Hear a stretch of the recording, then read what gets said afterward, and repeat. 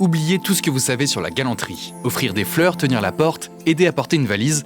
La galanterie à l'origine, ça n'a rien à voir avec tout ça. La galanterie en fait, c'est une révolution culturelle au service des femmes qui a bouleversé les rapports de genre au XVIIe siècle et qui a inventé de nouveaux modèles amoureux. Rien que ça. C'était un idéal de perfection, un idéal d'honnêteté, de vertu, de conversation. La femme galante, et ça on le trouve par exemple dans le dictionnaire de Furetière du XVIIe siècle, c'est une femme qui sait recevoir, qui sait s'entourer, qui sait converser.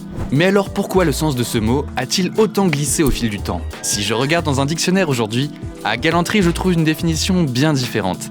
Politesse empressée auprès des femmes. Mesdames.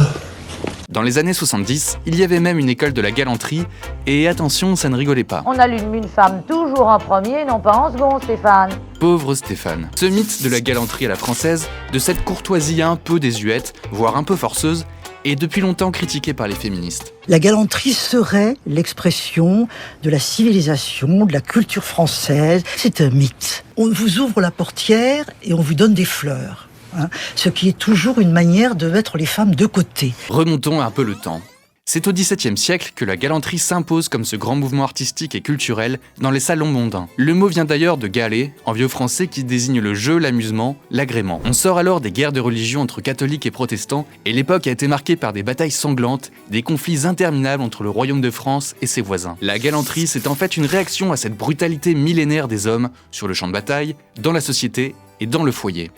Pour résumer, le modèle du chevalier taiseux en armure qui revient de la guerre, ça n'a plus la cote. Vous l'avez ?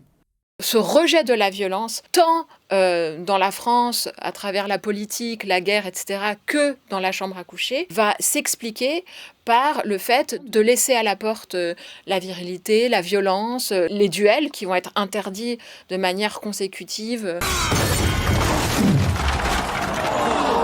Ce refus de la violence va se traduire au théâtre. Par exemple, on va refuser les meurtres sur scène, on va refuser les viols sur scène, et qui va se traduire aussi par une autre forme de littérature, de peinture, de musique, etc.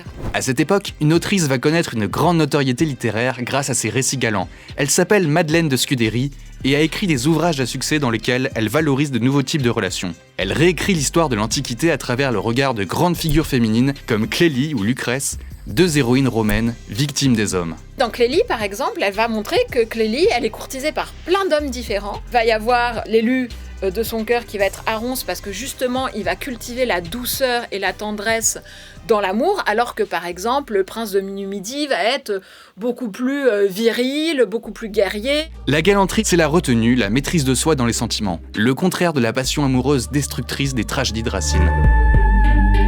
Devenue mythe national, la galanterie à la française et sa subtilité est opposée à l'amour à l'espagnol, avec sa jalousie et ses emportements flamboyants. Olé. La galanterie est aussi un véritable outil d'émancipation au service des femmes sous l'Ancien Régime. Elles se retrouvent dans des salons, conversent, avec des hommes parfois, des amitiés se nouent et on débat de grandes questions philosophiques sur l'amour avec un grand A. Et oui, déjà à l'époque, on parle de réinventer l'amour, bien avant les podcasts à la mode des années 2020. Mais la galanterie, ça ne plaît pas à tout le monde, notamment les hommes. Rousseau est agacé par ses héros tendres et parfois un peu mièvres. Il craint que le théâtre galant effémine les mœurs. Molière moque ce style galant, parfois un peu empoulé, dans Les Précieuses ridicules. D'autres hommes voient dans ces salons en mixité un endroit de débauche et craignent l'influence grandissante de ces femmes. Les hommes vont vouloir essayer de récupérer ça. L'idée que les femmes ont une aisance conversationnelle, qu'elles sont prêtes à se mélanger aux hommes pour parler d'amour, va faire peser sur elles le soupçon qu'elles sont des femmes de mauvaise vie. Les hommes vont sexualiser la galanterie, la réduire à une subjugation douce, à un jeu de séduction dans lequel ils ont l'initiative et que les femmes n'ont d'autre choix que de subir.